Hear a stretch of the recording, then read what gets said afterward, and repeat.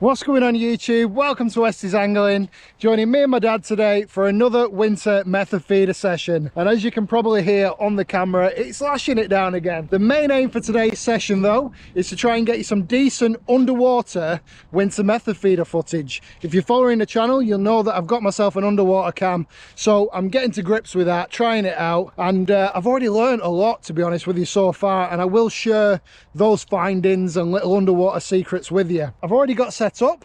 The rods are already out. I've been here since just before first light today. I timed the traffic really badly from Manchester this morning, so I got here a little bit early, but I got my head torch on. I got myself in a semi setup position. I will talk you through my baits and stuff like that I'm going to be using after this intro. This year's winter fishing has been so tough. Now I'm putting it down to all the rain that we've had this winter. It has been lashing it down every single week. And to be honest with you, I think it's really affected the fishing. It's a hell of a lot tougher than it normally is in winter. I've had a lot of blanks this year, and it's very rare that I normally blank through the winter months. I usually end up being able to pick up the odd fish. So fingers crossed I don't get another blank today. I don't think I can handle it, guys. I think I'll have to take up golf or something like that. But so main aims for today: catch a couple of fish and get you some decent underwater footage. All right folks, let's get into the video and see what we managed to catch.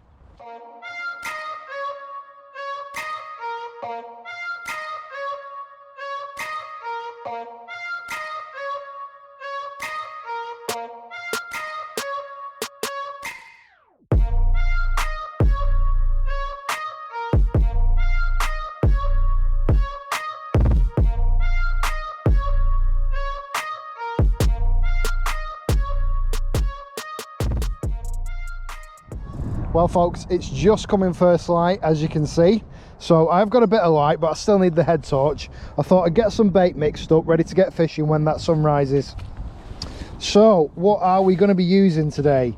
Well, I'm going to have one scaled down rig with 6mm wafters on. So I've got some chocolate orange 6mm Banjo wafters. You probably can't see this with a reflection on the light. And I've got some 6mm washed out Banjo wafters. Now obviously I'm going to be using the pink ones, and I'm going to be using the orange ones on the chocolate orange. So that's going on one rod. I'll probably put them on the underwater camera rod because it's a smaller method feeder, and I'm going to be using scaled down tactics, so size 16 hook, and also lighter line as well. I'm going for 5-pound line, so we might even pick up an eye or two on that. I want to be in with a chance of catching anything on that underwater camera, just to see if I can get some footage. That's one of the main aims for coming out today. And on the other one, which is just a normal method feeder rig that I'm going to be using, I'm going to be using the Westies Wafters, which balance absolutely perfectly with a size 12 hook. So they're going out probably for a decent carp or bream, or even tench if we're very, very lucky, but they've stopped feeding a long time ago. They're usually the first fish to stop feeding. What pellets am I using? Well, I'm going to be using a bit of a mix today. I've got my own brand pellets. I'm using the Caramel Cream Dream, so I'm going to put some of them in. I'm not going to put loads of pellets in today. I want about a 70-30 mix of pellets and ground bait. I've got the chalky orange halibut, which will go perfectly with those chocolate orange Banjo wafters. Bit of a chocolate orange flavour, so some of them in. I like having a bit of a contrast to colours. I think it looks great on the method feeder, and I think it makes it stand out a little bit more on the bottom, but we'll see on the underwater cam. And the final flavour, which will really give it a bit of a kick, which is the Super Sherbet Lemon. I know that some of you are having good success on my pellets, which is great to see. Even at the time of year that it is, I'm sure that they'll be absolutely brilliant in summer. And I'm actually going to add a bit of booster today. I'm using this Hinder's Baits White Plum booster. I'm going to put a generous amount of that in. And then I'm going to fill this with water. And then the water off these pellets, I'm actually going to use to mix the ground bait with. It's getting a bit knackered, this pellet wetter. Not closing properly. Not what you want, is it? Right, so let's get this full of some water there. And then I'm going to let that sit down to the side for, I don't know, 30 seconds ish, 30 seconds to a minute, and they'll be perfect. You don't want them too soft. I like them so that I can still really press them and mold them into the feeder. I'm going to be using high-sided feeders today, my own brand, which are there. So they're a high-sided Banjo feeder. This is 35 gram, and on the underwater cam rig I'm going to be using 25 gram, just so on the cast it doesn't throw. Yeah, this is a sock, by the way. This is my camera protector. I'm such a cheapskate. But there's the underwater camera. It's getting caught on the sock. Let's get it out here. So Westin underwater cam. Some of you were asking what it is. It is available in the UK now. But there you go. It's got a little bit of a weight on the bottom there, so it weighs it down. And then I've got the method feeder there, maybe about 6 inch in front of it. And yeah, that's a 25 gram method feeder, same style. This is the green coloured. I've got 2 colours on my website. I've got the grey and I've got the green. They're a lot cheaper than your conventional main brand method feeders. So there we go. Just waiting for these pellets to be ready. What ground bait am I using? Well, as usual, I'm going with the Aqua Stim. And I've gone for a dark ground bait. The reason I've gone for a dark ground bait like this is the bottom here at high haze is actually a light brown silt. Now this dark ground bait actually stands out well against that, so that's why I'm using the dark ground bait. I've learnt a lot on the underwater camera so far, especially to do with colours of silt, and the actual colour of the water itself, believe it or not, has an effect on quite a few things. But when I gather more information, I'll obviously pass that on to yourselves. So I'm going to let them sit for a minute, and then we're going to use that water. I've got my mixing bucket here, core and mixing bucket, and we're going to mix up some of this ground bait. I'm not doing loads, I'm not going to go through a lot of this, just ends up going to waste. That'll do us, I think. These pellets are going to be ready now, so I'm just going to take them out of there, and you can see that Hinder's liquid has really clouded that water up. It's like a white colour. I'm just going to drain all that water off, give them a shake, get the rest of that water off. You don't want them going really soggy. Not worse than having soggy pellets, guys. And then I'm just going to add this into my mix here.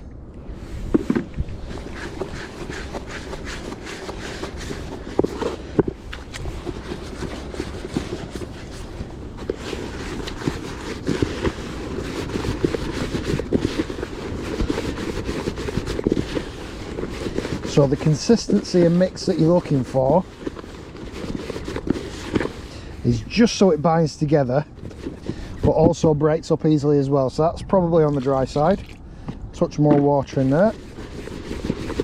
Now don't forget that some of the water does absorb into the mix after a few minutes, so you probably want to mix it on the wet side and then it'll dry out.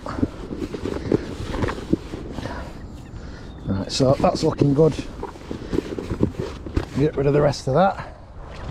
Very strong smell, that plum liquid. It's good stuff. It's really cheap as well for a booster. Right, and there you go. There's the mix of the pellets. Some light, some dark, and they bind together as well. Into the mix. Like I said, about 70-30 mix.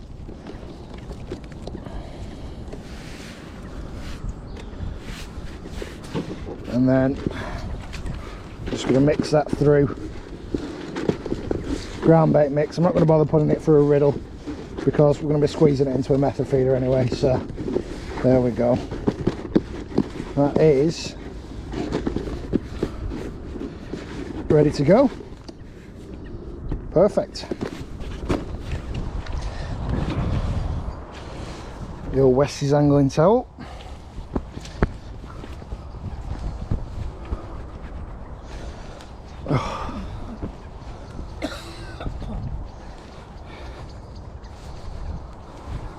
Dad's still suffering with the after symptoms of COVID by the sounds of it. Good to go there. Put all these pellets away now in my bag, but as you can see I don't use much, So these pellets last me, God, probably 3 or 4 sessions. Only mix up what you need, otherwise you'll just end up throwing it away anyway.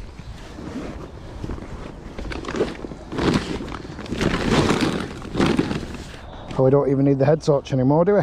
Already pre-tied up my hook lengths. As always, if you want to know how to tie up your own method feeder hook lengths, I have got a video on that. I'll put it in the top right hand corner for you now. But I'm going to go with size 12. Can't shine that head torch in my eyes by accident. I can't see what I'm doing now. I'm going to go with a size 12. It's a 7-pound hook length. And that's Guru Engage, so it's a really fine diameter line. Very undetectable. And I'll put this in my method feeder. These method feeders fit most generic inserts. Also fit Preston Innovations stems, and they also fit a couple of other manufacturer stems as well, so very versatile replacement method feeders these. That's the way I've had them designed. Right, we're ready to get the first rod out, I think. So we'll get our bait, we'll get our booster, we'll get our Westies Wafters. I'm determined not to blank today. Absolutely sick of blanking this winter. It's been really tough. Really tough. Always check your wafters balance with your hook lengths, guys. You'll be surprised. Sometimes they'll be popped up off the method feeder, which you really don't want. So I'm just going to thumb the bait into these feeders. That's the beauty of these high-sided feeders. You don't need a mould. You can use a mould if you want, but you just really don't need to. Then I'm going to bury the hook in the middle. These have got, you can't really see it now because it's dark, but they've got a little slit in them, these, where you can put your hook length line. And it stops the hook lengths from getting kinked. I don't know if you've found that before when you've been method feeder fishing, but the hook lengths tend to kink up if you squeeze them against the side of the feeder. So just be careful with that when you're pressing feeders into moulds. And just checking for all my rings. And I'm going to go mid-lake today. That'll do us, probably just past mid-lake, but we'll be right there. Can't see anybody else showing up today. I think most people have given this winter a miss, and I really don't blame them. It's been so hard.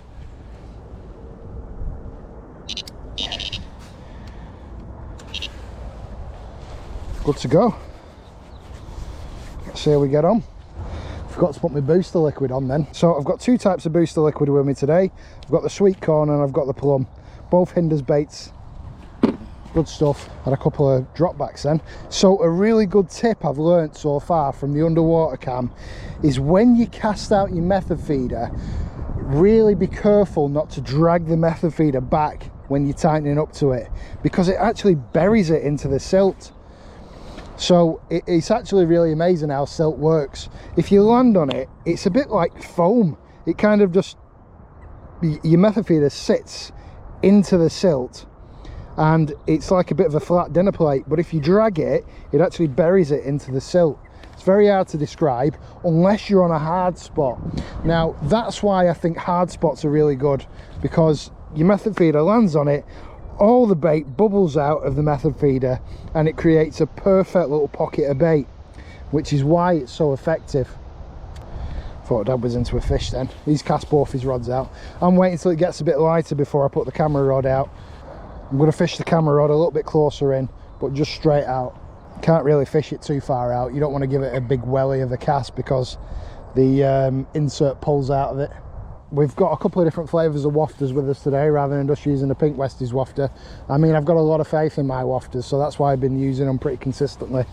I'm just giving them a good test out, you know, but I've got a couple of other colours like I've showed you and a couple of other manufacturers' baits. The reason that we like fishing high haze in winter, and the reason I think it's a good winter fishery, is there's a lot of silverfish in it, there's a lot of bream, there's a lot of species that you can catch through the winter months if the carp aren't feeding, and there's some big F1s, isn't there, to target, which will feed through the winter. Yeah, there is. It's also a very deep lake, which I think helps hold the heat through the winter.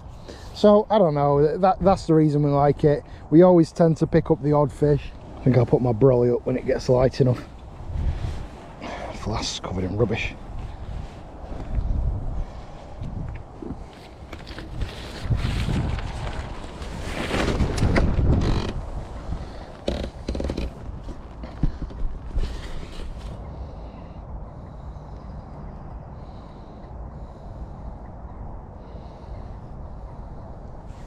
Well folks, I don't think it's going to get much lighter today, so I might get the underwater camera sent out.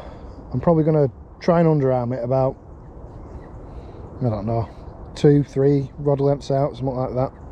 Quiet so far, as you'd expect. Usually only get a bite after about half an hour in winter. It can, to be fair though, it can come straight away, but it's definitely worth leaving the rods in about 45 minutes to an hour. I've had bites before in winter after about 50 minutes, so just takes the fish a little bit longer to find the feed, that's all it is. And don't be scared of moving locations, like cast to different areas. If you land it on a fish's nose, you might get a pretty quick bite. There we go, there's the underwater cam. 6mm wafter on this. Obviously the camera is free running and I've got a really heavy duty setup here, so I'm not going to get broke, trust me guys. I ain't going to be risking losing this. Way too expensive. So heavier line, heavier everything, but a very light hook length, so I know that if anything's going to give, it's going to be the hook length. Well, hopefully anyway. But there you go, so lighter hook length, smaller hook, smaller wafter, scaled right down. I don't want to get any mud on the lens of the camera because it'll limit what we can pick up.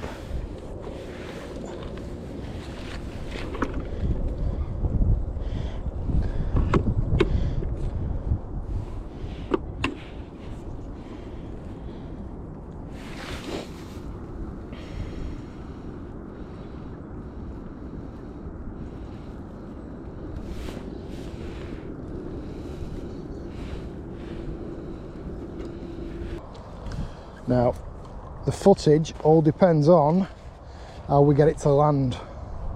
So I need to be an underarm cast, straight out. And that shouldn't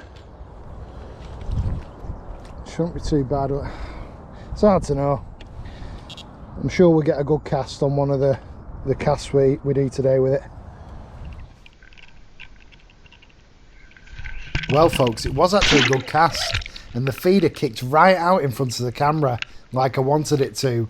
However, as you can see from this footage, the visibility is almost nothing. I was actually so shocked when I got the camera home and I watched this footage back. I just couldn't believe how dark it was on the bottom.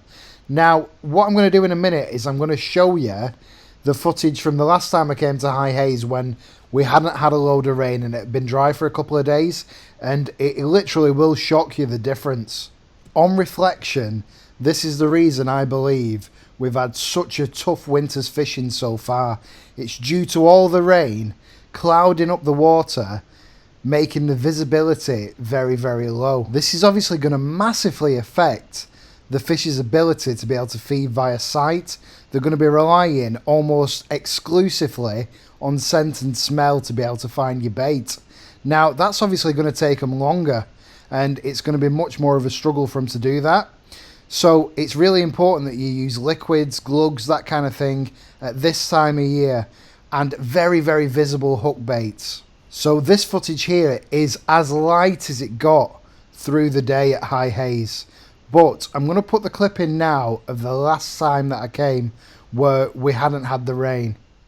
And as you can see, the visibility is much clearer. You can see eyed popping about and you can see all the silt on the bottom. But this is the effect that rain has on the water clarity in these commercials.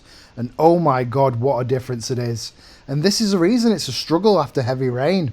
It's probably nothing to do with the rain affecting the pH levels and the water temperature.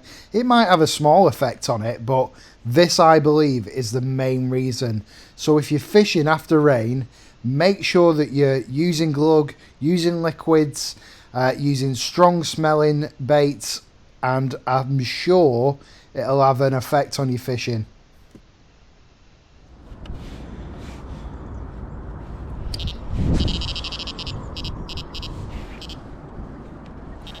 Here we go, both rods fishing. Step on my landing net handle. I'm so clumsy. For God's sake. Got some maggots with me today, so we could always try a couple of maggots on the hook as well. Try a few things. Well, from about 2.5 hours worth of underwater footage, I think this is the most interesting thing I caught on camera. It's a carp moving in, sucking and blowing the bait around, disturbing the bottom, but you can see how even this affects the water clarity. It makes it even harder to see anything in front of the camera, but you can see how the water is that muddied up and dark. It gives it a sort of red tint, whereas the last time I was fishing here, it was like a clear yellow. Now, the different levels of tint in the water are obviously going to have an effect on how your hook bait looks. It's going to drastically alter the colour of that hook bait underneath the water and how the fish see that hook bait. And you can see here that the carp's continuing to feed around the spot, sucking and blowing all the bait around and just moving from one place to another. I'm really surprised we didn't get a bit of a take here, but just got unlucky, I think.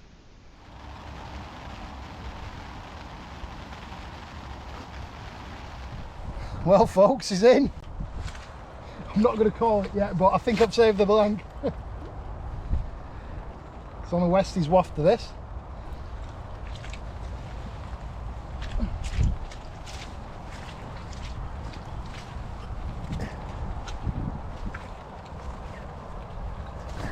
Got the left one. Great start. Brilliant. Right, let's have a look at it.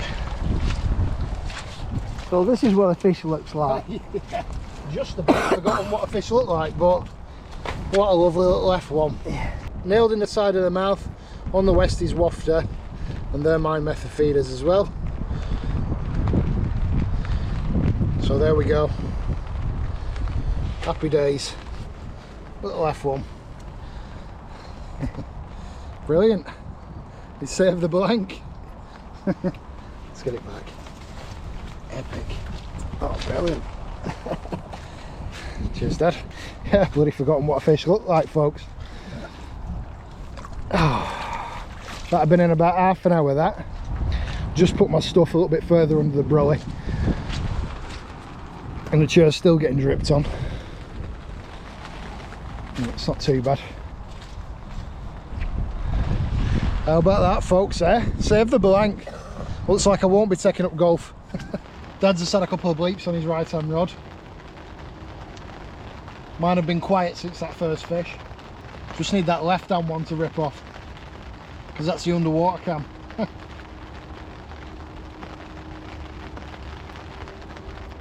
you've really got to leave the rods in a good amount of time. I am talking like I said before, about 40 minutes to an hour. That last one was in about half an hour before it went off, so a decent amount of time. Gone back to basics, scaled everything down, lighter hook lengths, not smaller hooks though. I've kept a size 12 on, which, like I said, it balances the Westys Wafters perfectly. The size 12. Always make sure that you critically balance your wafters. It's so important. And it's very easy to forget to do that. But you don't want your wafter popped up off the method feeder.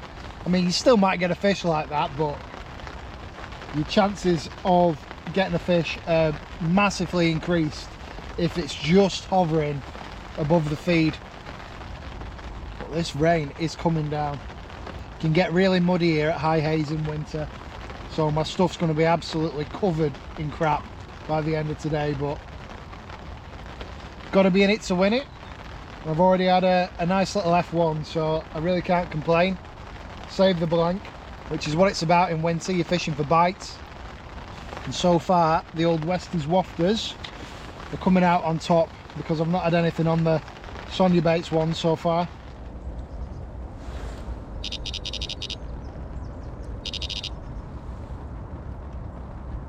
Might have a fish on this, I think. Yep, I'm into a fish. Must be small, because it weren't even registering on the alarm. Maybe a bream or something. Yeah, nice bream on the Westies Wafter. Again, really nice bream. Getting big in here, the bream. Nice bream, Dad. Really good size. Oh. Westies Wafter.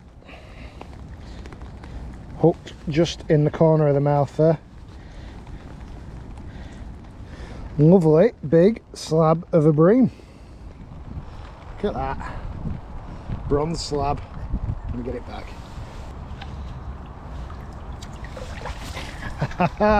Get in. Let's get another. Oh. Wipe all that bream slime off. Right, let's get it back out. I think I'll put a fresh wafter on because it's got a bit muddy, that.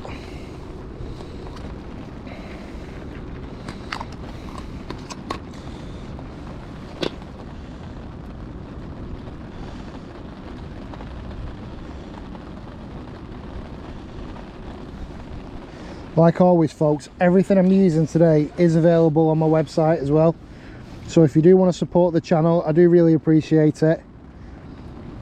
If you head over to www.WestysAngling.co.uk, pick yourself up some bits.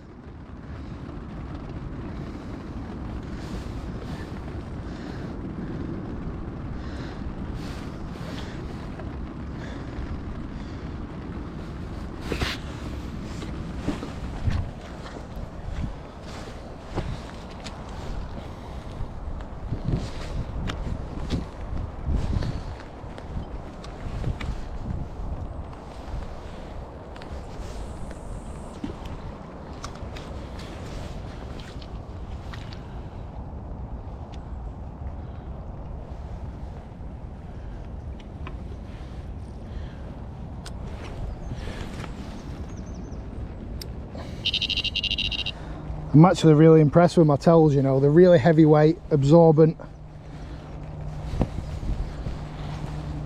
Wipe away all the crap and grime perfectly.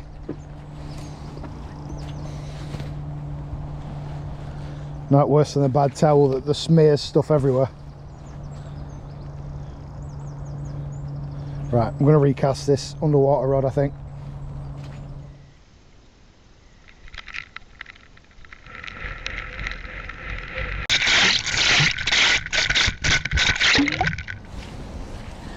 Give that lens a quick wipe, check that we're sealed. Yeah, method feeder's on.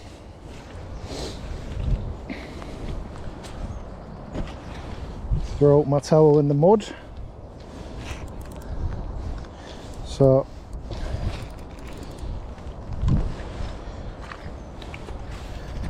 just going to underarm it.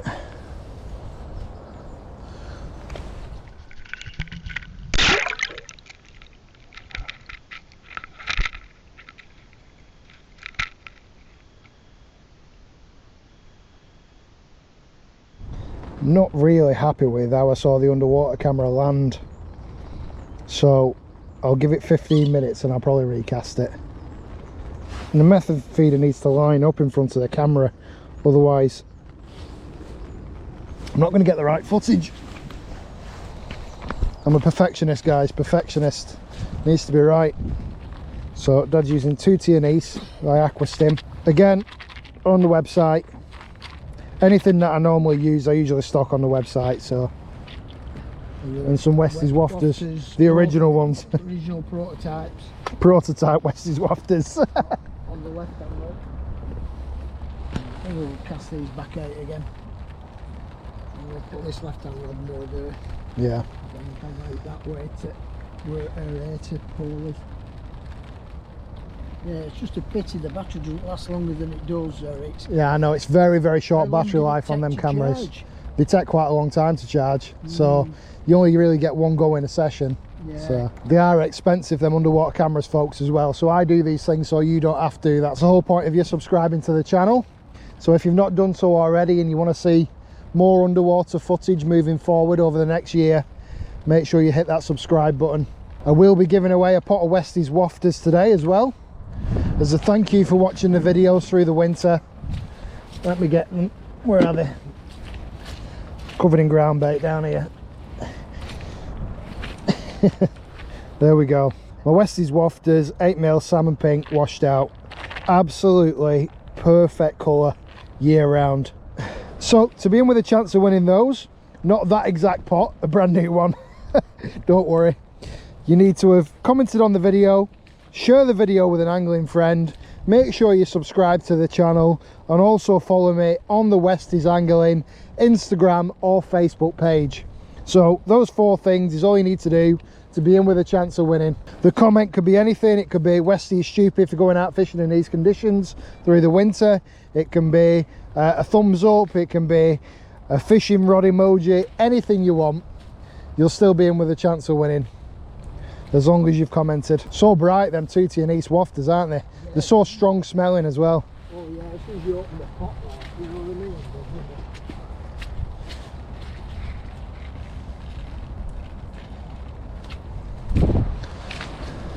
So my dad's using only pellets today, and the pellets that he's using, let me get them, are these. So Westys pellets, super sherbet lemon, 2mm, that's what he's using.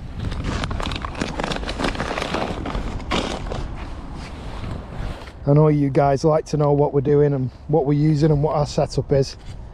As always at this time of year, and especially this year, it's literally only me and my dad on the entire complex, all 3 lakes here at High Hayes. Still here, still giving it a go, still trying for the footage. Oh, dad's in, dad's in, dad's in. Let's get this bait runner on.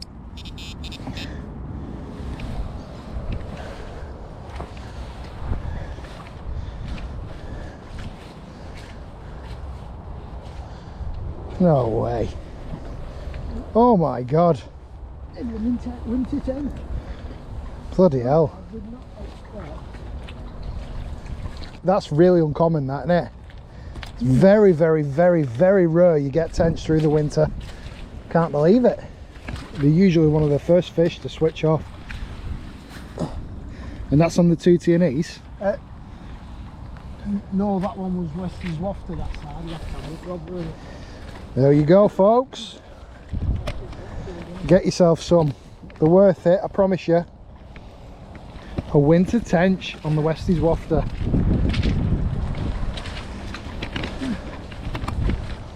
That's thirsty. No, I'm impressed with that, that's good. I didn't believe that when I saw it. I thought, I think usually if there's people fishing through winter here, it's dry. It's like a cold, dry day normally. You see people coming fishing pole. I don't ever really see anybody feeder fishing it in winter. no. I think the thing that puts people off fishing here in winter is the carp switch off. It's tough for carp here, it always has been. You've got to catch it. I don't know whether it's because we come in the mornings and they come on the feed in the afternoons, but you've got to catch it on the right day here. It's hard fishing for carp, they're always up in the water. Yeah, I think it's because it's deep. Yeah. The great thing about this is it's a properly mixed coarse water, so Yeah. you know you're getting all sorts. F1, tench, barbel, Goldfish, bream. chub, everything. Yeah. And they're all good sizes now as well. Especially the bream. The bream are getting really big. Yeah, and tench. You know, there's going to be £5 tench and bream in here next year. 100%. If there's not already. Over the last 2 or 3 years, we've seen these tench getting bigger and bigger every year. They've gone from sort of like a pound, pound and a half to £3 as an average. It's just a deep, healthy lake and it's well fed as well. He's always feeding it around the sides, even at this time of year. I'm going to go with a 6mm Sonia Bates wafter in pink, the old favourite until I design my own. I think I'll do a video this year on my wafters versus the Sonia Bates pink wafters. I think that'll be a good test. Let's see which ones are better, if any. I think they'll both have the same kind of bagging power, as it were. Quick WestysAngling tip for you. I'm just going to load this up and put my hook in. Put the wafter in front of the hook. Put a little bit more around the outside. So if you want your goo or glug or whatever you want to call it to stay on, coat the top of the feeder there, and then sprinkle some ground bait over the top, press it down a touch with your finger, put some more on, and that'll just help encase it. Going back to the underwater footage that I've already got from here at High Hayes, it's actually really interesting to see that it's not necessarily like a black decaying leaf matter silt on the bottom, is it, Dad? It's like a very fine like clay. Yeah, it's like it's a clay sediment. Yeah. You know, that's an inch or so thick. Now whether it's just the clay that's sort of dissolved and it's because it's heavy, it just sits in that inch. Yeah, it just sits on the bottom. It's like maybe an inch, maybe 2 inches max of it. Yeah. And it's like a very soft clay material that your feeder just sits into it, and it kind of like buries itself. And if you retrieve it, it cuts right into that clay substance that's on the bottom. Yeah, just sort of like I'll put a clip in now of what I mean, but very interesting. And I imagine that a lot of these commercials will be like that, Dad.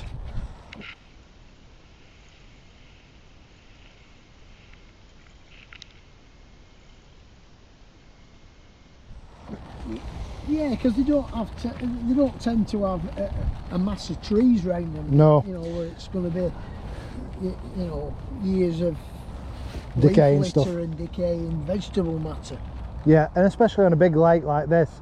Now, another thing that I've noticed, which is really interesting, is the colour of the tannins in the water really makes a difference. So, for example, if you've got a lake like Lakeside that is surrounded by trees and a little bit of woodland, it tends to show up as more of a reddy colour on the camera. Now, that's obviously going to affect the colour of the hook bait that you're using, because it's like wearing a pair of like glasses with a red tint on them. It just changes the colour completely, which makes sense why different coloured wafters would work different in different lakes. Why they're more attractive in clear lakes as to opposed to maybe somewhere like this where it's a bit more sedimenty.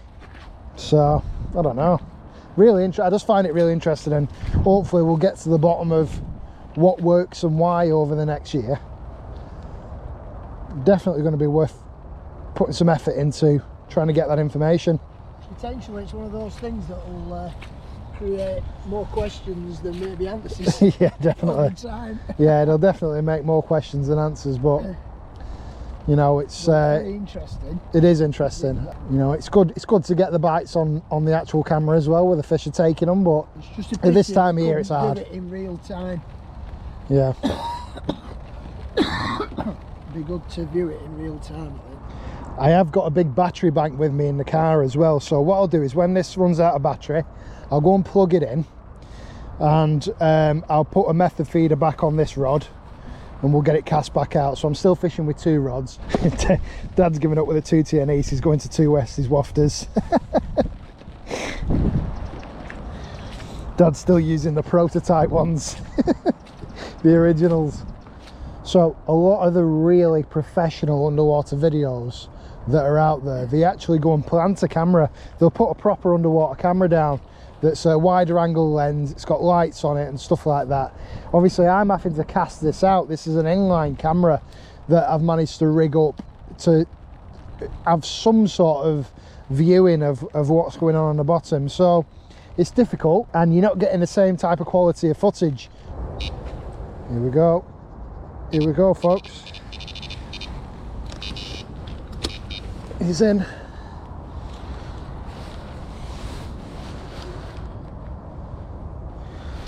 F1, I think, by the way it's shaking its head.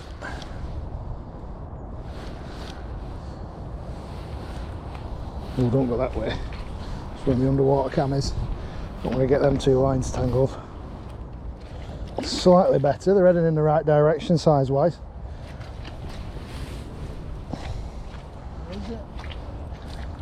Nice F1.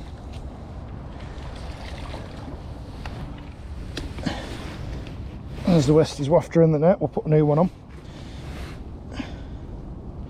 Hooked perfectly in the side of the mouth. Oh. Very typical of the F1s here at High Hayes. Really gold colour. Beautiful fish. Pristine condition. Nice winter F1. Shame it wasn't on the underwater cam, but is what it is. That was in 40 minutes at least. Just got to be patient, you've got to sit on your hands. Not be tempted to recast. Dad's in. Just after got my fish back. Dad's second winter tench went through the underwater cam.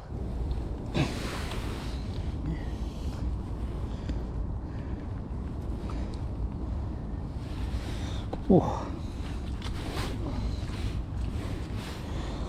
Going back. What are the chances of that? They're obviously on the feed, the tench.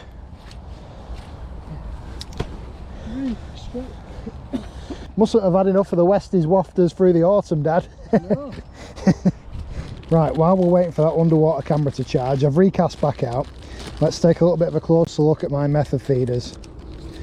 Now, they're a Banjo feeder, as I've said, so they're available in two colours. You've got the stone brown and the stone green, and they both have the corresponding coloured stems.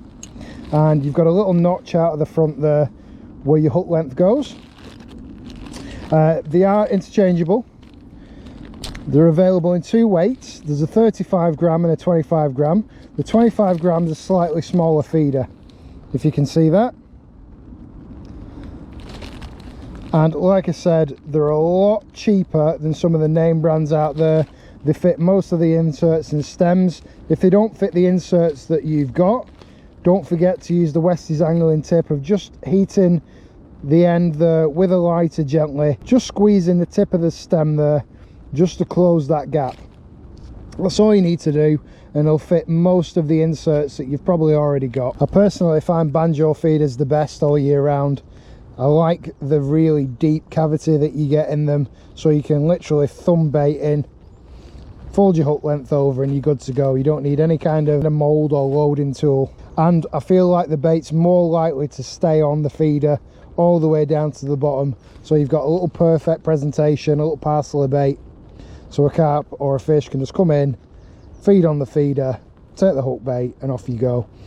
They're a perfect weight, 25 and 35 gram. I sometimes have used up to 45 grams, but I really don't think you need to. As long as you're using small sharp hooks, the fish are going to be nailed every time with the weight of them. So there you go. Obviously the prices might be subject to change on these depending on when you're watching the video, but I'm doing 5 for £10 at the moment, which is obviously really cheap. So if you want to support the channel, get yourself some.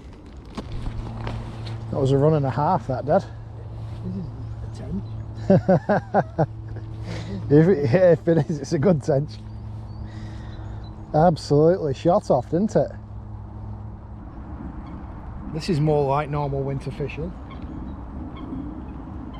No, this is good for winter fishing, this. Especially having tench. Wow.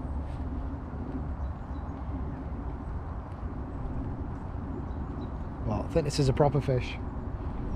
Definitely a carp or a barbel. Probably a big F1. Dad's just playing it steady. Last thing we want to do is lose it if it's a decent fish. There's some really big fish in here, guys. Really big fish.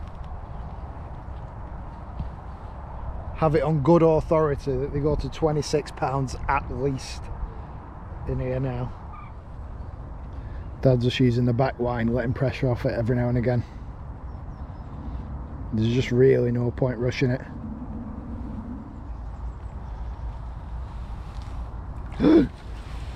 Quick, get it. Oh my god. I said it was a decent fish. It's certainly a double figure fish. Common. Wow. Oh my god, Dad, that's huge. That's huge, that. Let's get it onto the mat. Whew. It's a lot bigger than it looks on the camera, that. It's really heavy. The other one. Might have caught it with the net, did I? Look at that. Look at that chunk. It's well hooked and side at mouth. There we go. Yeah, hooked. Ah, Dad. Oh. Look at that. It's as big as that corum net. Wow, what a winter fish. That's probably 10-11 pound, that, folks. We're not going to weigh it, but I'd definitely give that at least 10 pound. Lovely fish, really orange coloured. It is beautiful, isn't it? Nice winter carp, that, Dad. Should we get it back? Yeah. Yeah, let's. Oh. I don't know. It's heavy, yeah. Heavy, that. It is heavy. It might even be 12. It might even be 12. It's no point weighing it. It's going to be. It's somewhere between. There's some weight in that. I could tell it was a good fish. Somewhere between sort of 10 and. It's getting bigger, but probably 10 and 13 pounds, something like that. It's a good one. I could tell it was heavy. I couldn't pull it off the bottom at first. Epic on the Westys Wafters. Of course. Dad's in again. Look, there's something wrong with the underwater camera. It doesn't seem to be working properly. He's got a barbel. He's got a winter barbel. I can assume it's a barbel. Yeah, it looked like it. Oh my god. On the Westys Wafter again. Yes. Oh my god. Let's have a look at it, Dad. Winter barbel on the Westys Wafter. There it is.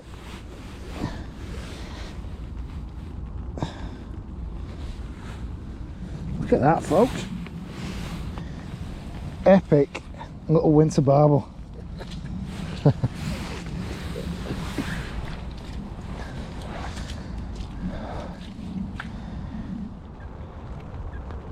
The dripping from the rain off my brolly has been soaking my leg all day like this. Just a constant drip. Drip, drip.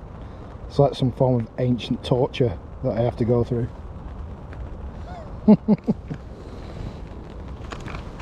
Oh my god. It's so muddy as well. Everything's just absolutely covered. In terms of the fishing, it's been a really good day. Definitely can't complain. I've had some nice F1s. Dad's had a couple of really nice fish. Winter barbel. Absolutely brilliant. You just really don't expect tension winter either, but shows you that if it's a mild day, then they'll feed. Oh no, it's a little F1, I think, isn't it?